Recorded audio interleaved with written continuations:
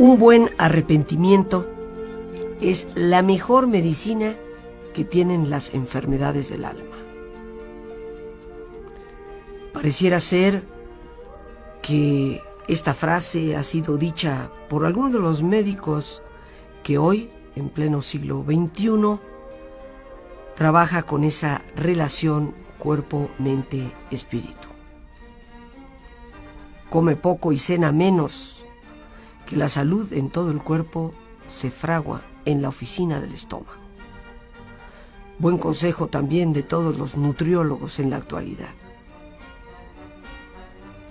Los males que no tienen fuerza para acabar la vida, no han de tenerla para acabar la paciencia.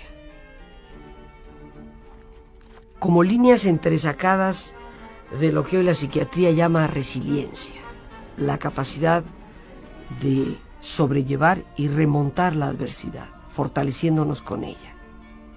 Pero todas estas frases, queridos amigos, no han sido dichas ni en el siglo XXI, ni siquiera en el siglo XX.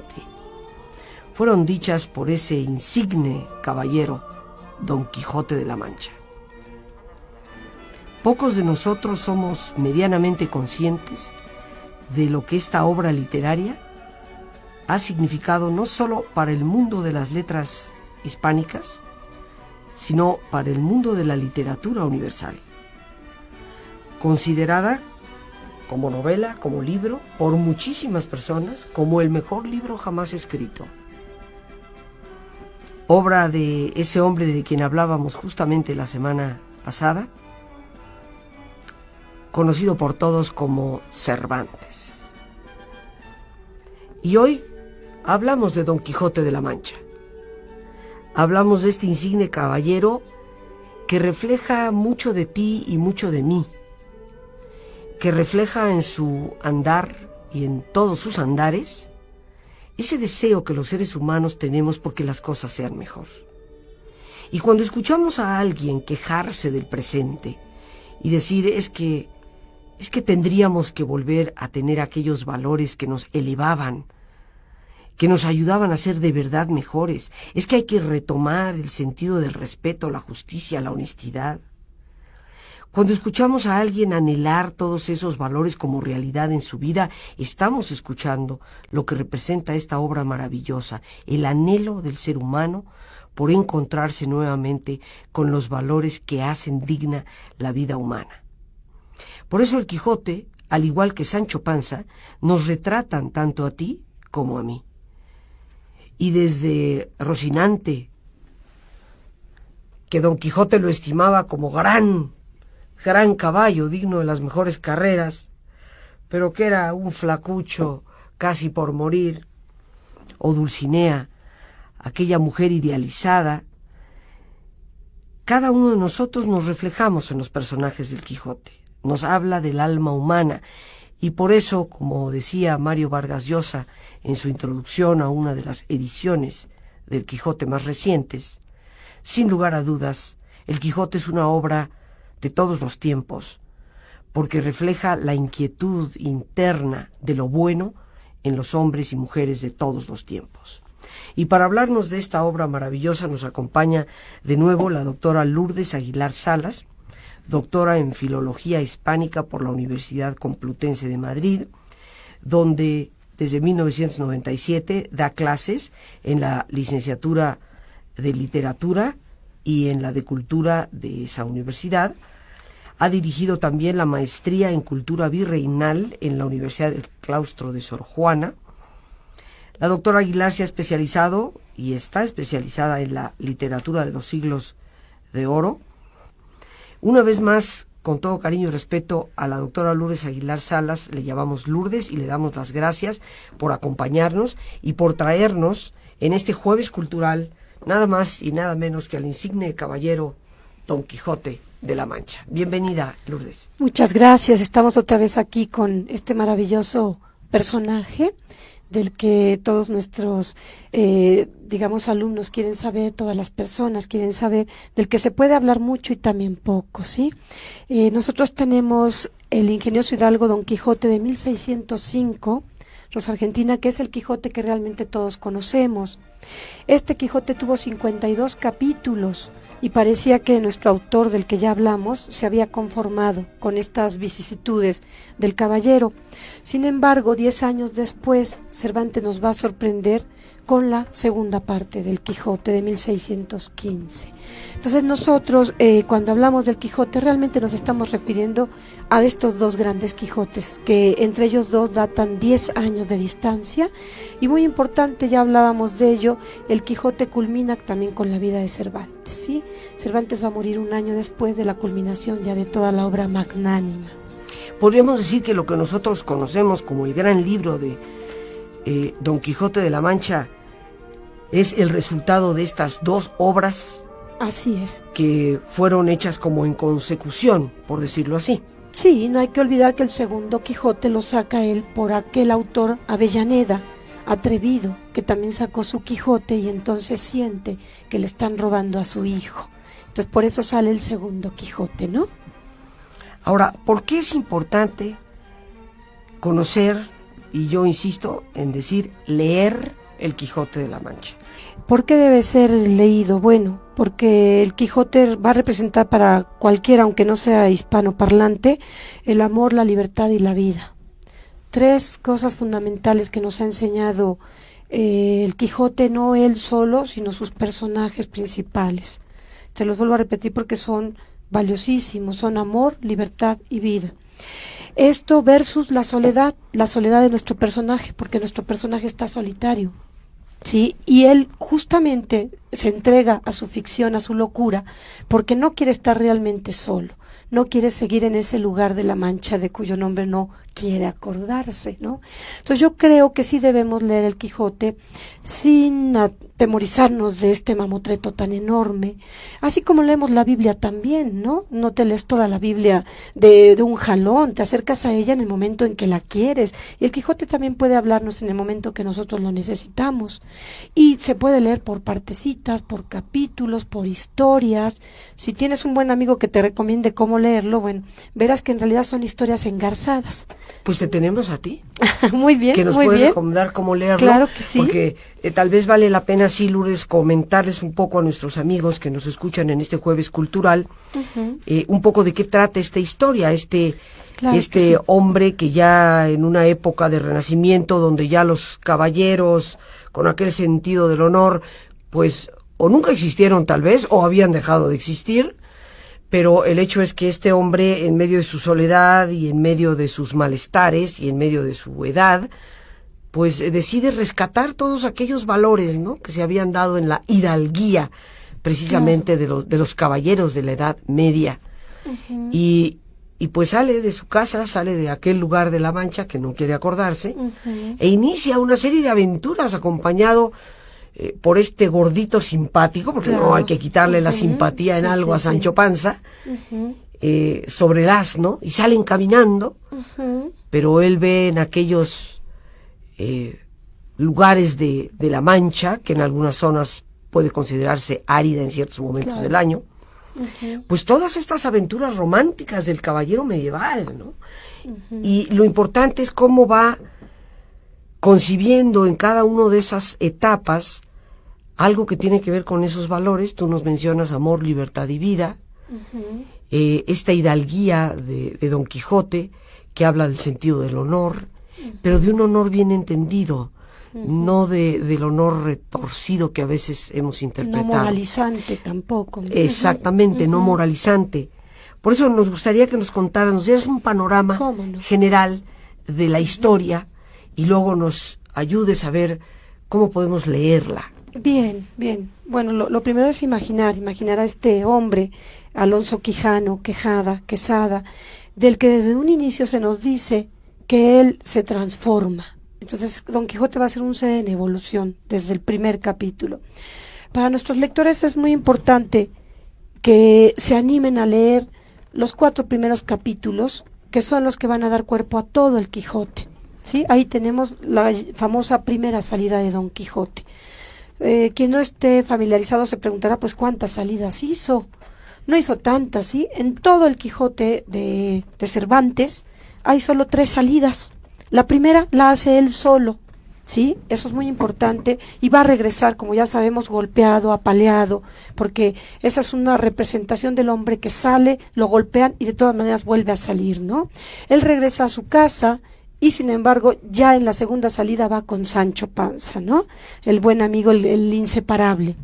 En la tercera salida va a volver a salir con Sancho, pero con toda la experiencia de las famosas aventuras que tuvieron no solo en La Mancha, en Sierra Morena, sí, en toda esta geografía de la España rural, porque tú decías bien atinadamente, una Mancha que a lo mejor en ciertas estaciones está como muy, muy solitaria. Bueno, de todas formas, La Mancha no tiene mucho relieve. Entonces, cuando nosotros vemos los paisajes de Cervantes, los paisajes del Quijote, pues son tristes, sea verano, sea invierno, sea cualquier estación. Una enorme planicie, ¿no? La Mancha. Sí, lo único que ves son olivos, y pocos, porque no estamos en Andalucía, ¿no? La tierra seca, en fin, esos son los lugares. Quedan todavía algunos sitios bastante cervantinos, por supuesto hablábamos ya de Alcalá de Henares, donde nació nuestro escritor, pero propiamente se ha hecho la ruta del Quijote, ¿sí? Y se puede seguir los lugarcitos donde estuvo. No hay que olvidar que la mujer de Cervantes era de Esquivias. Esquivias es ese lugar que está en La Mancha, donde pudo haber dado lugar muy, muy bien a todos estos caminitos que fue conectando el Quijote. No camina tanto el Quijote como pudiéramos creer, ¿sí? La Mancha tampoco es tan grande. Entonces él se mueve en un territorio en el que se desplaza, como quien dice, a la redonda de su comunidad rural, ¿sí? La grandeza no está en cuánto se desplaza, sino en todo lo que aprende en esos desplazamientos, ¿no? Vamos a tener la gran aventura de los molinos de viento. Él ya no va solo, sí, ya va con su gran y fiel amigo Sancho Panza, y entonces el lector muy pronto, si se anima y llega al 8º capítulo, que es donde están los molinos de viento, pues ya va a entender qué le pasa a este personaje, al que solemos llamar simplemente como un loco, ¿sí? Y vamos a ver que este loco tiene razón en lo que está haciendo, ¿no? Entonces es acompañar al Quijote en sus aventuras, en sus locuras, si se quiere, ¿sí? Y fijarnos mucho cómo Sancho siempre lo está tratando de llevar a la realidad, ¿verdad? Con su lenguaje muy peculiar, que es el del pueblo. Sí, Sancho es completamente iletrado, y qué bueno, porque él nada más sabe lo que sabe el pueblo y le recuerda a su amo que ciertas cosas no están bien. Yo creo, Lourdes, que definitivamente en todos nosotros habita la hidalguía de Don Quijote, ese afán de ser bueno, de ser recto, de ser un hombre virtuoso. En todos nosotros habita el realismo de Sancho Panza, en donde, bueno, pues sí, me gustaría hacerlo, pero no se puede. Sí, pues me gustaría dejar de dar mordidas para que hubiera menos corrupción, pero pues te la hacen de cuadritos, luego si no la das, así que pues resulta más facilito. Y yo creo que de estos dos personajes, fundamentalmente, pero reitero, creo que de todos encontramos un reflejo de lo que nosotros como seres humanos somos. Esta historia de este caballero, yo creo que a todos nos invita a leerla, a profundizar sobre ese anhelo vital, creo yo, Lourdes, que los seres humanos tenemos de ser buenas personas. Pues muchos nos espantamos ante este gran libro que es Don Quijote de la Mancha, y nos espantamos por su voluminosidad, y nos espantamos porque decimos, no, pues es muy caro, es una obra cara.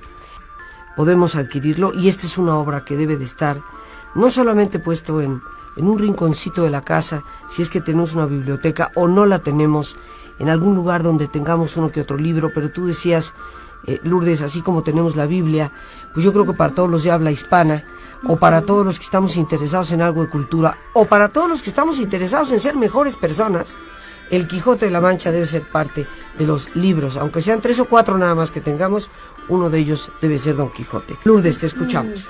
Sí, mira, aparte del Quijote, para las mamás que nos puedan escuchar, que también sepan que hay muchas ediciones infantiles, ¿sí? Este personaje se nos debe acercar en todas las edades, porque estamos pensando nada más en nosotros como adultos o la gente que está infiltrada en las aulas universitarias.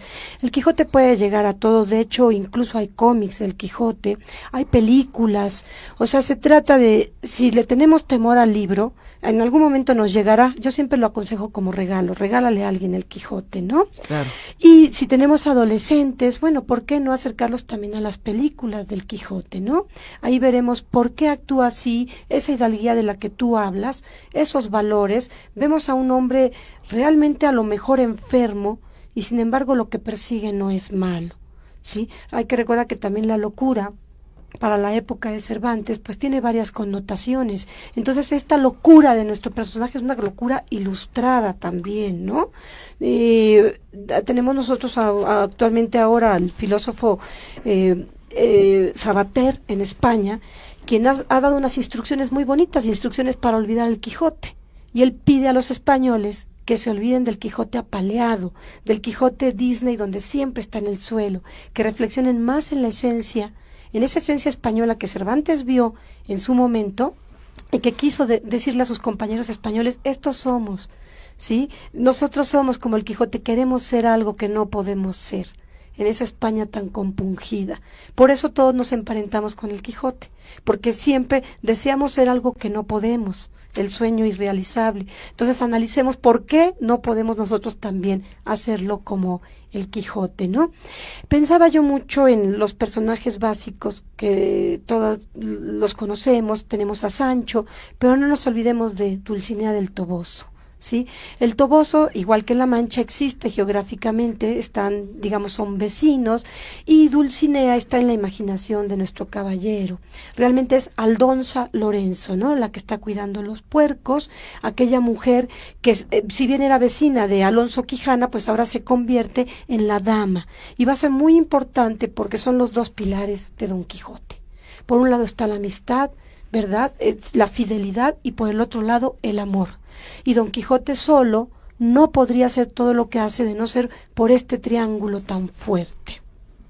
Y bueno, y Sancho le trata de aterrizar muchas veces para hacerle ver que Dulcinea no es la dama, vamos a decir, pudorosa, que él se imagina que no es la dama realmente de los modales, vamos a decir, de la época que Don Quijote quiere referirse con tanta hidalguía. Pero también aquí creo que hay una lección importante, Lourdes. Nosotros podemos ver en la gente su potencial. Y no recuerdo exactamente quién lo dijo, pero hay una famosa frase que siempre nos dice y nos insiste: si tú tratas a la gente como lo que es, la conviertes en peor de lo que es. Pero si la tratas como lo que puede llegar a ser, la conviertes en una persona mejor de lo que es.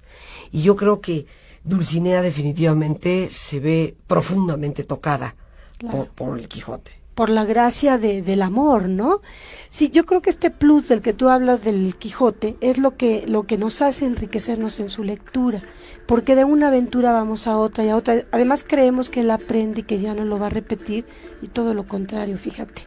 Él siempre va a más, y vamos a llamarlo atrevimiento. Es muy atrevido nuestro personaje. Y creo que eso finalmente, como lectores del barroco o como lectores ahora tan posmodernos, nos puede gustar. Nuestro personaje no es limitado, ¿sí? Su autor lo dejó crecer, y creció tanto que nada más lo acabó su cordura, ¿sí? El Quijote no va a morir sino hasta que va a convertirse nuevamente en aquel vecino cuerdo, y entonces ya fenece y acaba nuestro personaje cervantino, ¿no?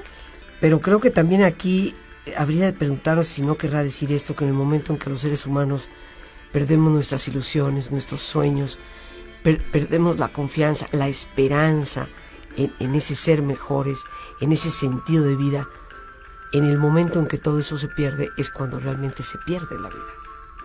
Puede ser, porque así va a ocurrir en esta obra. Fíjate, el personaje se va a quedar fuera de él. Perdemos a Don Quijote, ¿no? Quien lo va a llorar va a ser Sancho Panza, precisamente porque él se ha quijotizado. Nuestro buen Sancho, que siempre lo escuchamos, lo más rico de Sancho son sus refranes. Tú empezabas este programa con unos muy bonitos del Quijote, y Sancho tiene, pero refranes que se dicen ahora, pedir peras al olmo.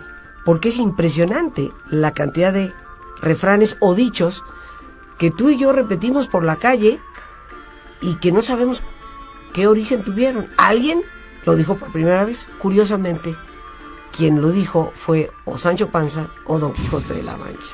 Aterricemos con Sancho Panza. ¿Cómo no? Claro que sí. Decíamos de Sancho que lo más valioso es lo que sabe, ¿no? Él sabe mucho, sabe todo lo que le depara la vida afuera y la vida cuando regresa con Teresa Panza, con su mujer. Nos dice Sancho, donde menos se piensa, salta la liebre, ¿sí? Es decir, que el destino nos suele sorprender de la forma que menos esperábamos. Están cansados de buscar el palacio de Dulcinea. Don Quijote y su escudero deciden descansar en un campo cercano al Toboso. A la mañana siguiente Don Quijote le encarga a Sancho buscar a Dulcinea, ¿sí? Y Sancho responde con otro refrán: buen corazón quebranta mala ventura. ¿Sí? Y así se continúa en una plática muy larga en el Toboso, en el que fácilmente podemos juntar refrán con refrán de Sancho Panza, y pareciera que estos refranes le van haciendo también tomar conciencia a Don Quijote, pero conciencia de su locura, cada vez se hace más loco y más firme en la decisión, ¿sí? Es muy bonito recordar cómo Sancho Panza cambia una carta, lo manda Don Quijote con una carta a Dulcinea y la pierde en el camino, pero él muy hábilmente la transforma, ¿no? Entonces siempre vamos a ver esa habilidad de Sancho preciosa para transformar también las cosas. Yo quería recordarles también a todos los que nos están escuchando cómo empieza el Quijote, porque de ahí saltamos a un campo hermosísimo del que pues ahora también ya se está hablando, que es la cocina en el Quijote, ¿no? El Quijote nos ha enseñado las enfermedades de la época, la comida, las costumbres, la ropa, las monedas, ¿sí? Nos ha dado en síntesis la cultura de un siglo que ya se fue, pero que nos sigue enseñando mucho. Cervantes nos dijo: en un lugar de la Mancha, de cuyo nombre no quiero acordarme, no ha mucho tiempo que vivía un hidalgo de los de lanza en astillero, adarga antigua, rocín flaco y galgo corredor, una olla de algo más vaca que carnero, salpicón las más noches, duelos y quebrantos los sábados, lantejas los viernes, algún palomino de añadidura. Hasta aquí Cervantes en 5 renglones nos ha dado 5 platos típicos manchegos. Y está iniciando su gran obra, ¿no? Y tenemos ya hechos por chefs internacionales, sobre todo españoles, pues cerca de 30 platillos exquisitos, ¿sí? Todos estos salidos del Quijote. Y te los dan ya con sus recetas. Solo por nombrar algunos: el gazpacho, el bacalao tiznao. El gazpacho manchego. Sí, el manchego, ¿verdad? por el supuesto, manchego, no el andaluz. Porque es muy distinto al dulce gazpacho de membrillo, andaluz. Claro que sí, las natillas de nuez. Todos estos salidos del Quijote.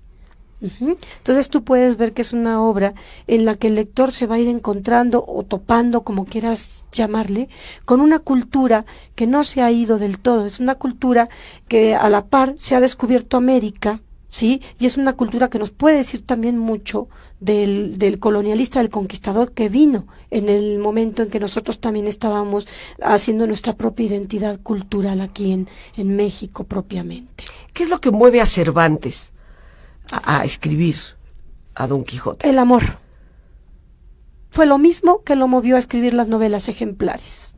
Él es un de veras incansable amante de la mujer, amante del amor, amante de la vida, ¿sí? Y Cervantes no tiene la personalidad de Lope de Vega, que era un enamorado, ¿sí? Lope de Vega tuvo muchas mujeres, amó a muchísimas, Cervantes no. Cervantes en realidad ama el amor, y yo creo que el amor es lo que lo lleva a escribir este Quijote, ¿no? Y en él entregó la vida, en él entregó su salud enterita, ¿no? Él va a morir ya de hidropesía, lo habíamos dicho, con una serie de situaciones también gastrointestinales y con muy pocos dientes, como nos señalaba él en el retrato de las novelas ejemplares. Pero yo creo que el Quijote se escribe por amor a esta figura del caballero, pero también por amor al lector. Recordemos el prólogo del Quijote, siempre se dirige al amantísimo lector, ¿sí? Entonces lo mueve el hecho, sabemos que él fue soldado, que fue cautivo, el hecho de haber estado lejos de su patria, lejos de sus hijos, ¿sí? Y eso lo va a mover también a toda la gente que conoció, nos la plasma. Es como un atlas geográfico y cultural esta obra. Si me permites, me gustaría citar un poco a Mario Vargas Llosa en esta especie de prólogo, introducción que hace de esta edición del cuarto centenario del Quijote, en donde afirma antes que nada Don Quijote de la Mancha, la inmortal novela de Cervantes es una imagen. La de un hidalgo, cincuentón, embutido en una armadura anacrónica, o sea, fuera de tiempo, y tan esquelético como su caballo, quien acompañado por un campesino vasto, o sea, un campesino sin mayor educación y aparte gordinflón, montado en un asno, que hace de las veces de escudero del caballero, recorre las llanuras de la Mancha, heladas en invierno, candentes en verano, en busca de aventuras. Se lamenta de melancolías el propio Don Quijote en muchos de sus discursos, pero podemos entresacar de las líneas del libro y de Mario Vargas Llosa el reflejo que nos da este hombre de eso que llamamos ideales. Porque lo anima un designio enloquecido, resucitar ese tiempo ya eclipsado siglos atrás, y que tal vez, según Mario Vargas Llosa, nunca existió, ¿no? De esos caballeros andantes que rescataban doncellas con una hidalguía impresionante, ¿no? Pero en el fondo, ese hombre que apoyaba a los débiles, que ayudaba a los más necesitados, que quería que la justicia reinara, pues representa y refleja en todos los tiempos al ser humano que anhela que el mundo cambie y que se pueda dar esa realidad de la cual soñaba Don Quijote. Lourdes, ¿algún comentario adicional, alguna recomendación adicional respecto a la forma de leerlo, para no sentir que nos abruma su tamaño o su vocabulario? Bueno, mira, una muy práctica, que cuando busquen un Quijote sea de letra grande, en verdad que sí, que sea apetecible el libro, eso es muy importante para acercarnos a él. Este que hemos recomendado ahora es muy bueno porque además de tener el número de capítulo, te va diciendo la historia de quien se está contando. Son 7 historias de las que se cuentan dentro de este Quijote, ¿sí? ¿Y de qué son las historias? Son de amor. Nuevamente volvemos a lo mismo, ¿no? Es la historia de Marcela y Crisóstomo, la historia de Cardenio y Lucinda, la de Dorotea y don Fernando, la de Clara y don Luis, en fin, está también la novela del curioso impertinente, la historia del cautivo, que se ha dicho que es realmente como autobiográfica, ¿no? Entonces, si nosotros somos capaces de leer este primer Quijote, seguramente leeremos el otro. Aquí están las novelas ricas de amor de Cervantes, ¿sí? Y va a ser todo un entretejido, porque Don Quijote a veces desaparece, se congelan la imagen y entonces nos enfocamos en otras parejas de la historia. Muy importante la venta. En la venta siempre va a suceder todo. Ahí regresan, ahí se ven las parejas, ahí se soluciona todo y entonces nos damos cuenta que estamos con una novela con mucha cohesión, muy, muy bien hecha. Podríamos decir entonces que más allá de leer los primeros capítulos que nos dan una configuración general, podemos ir leyendo por capítulos, aunque no sean seguidos, porque estamos en cada uno de ellos leyendo una diferente historia. Claro que sí. Son novelas episódicas, muy, muy, muy bonitas todas. Las gracias a Dios por este espacio que nos permite compartir. Las gracias a nuestra invitada, la doctora Lourdes Aguilar.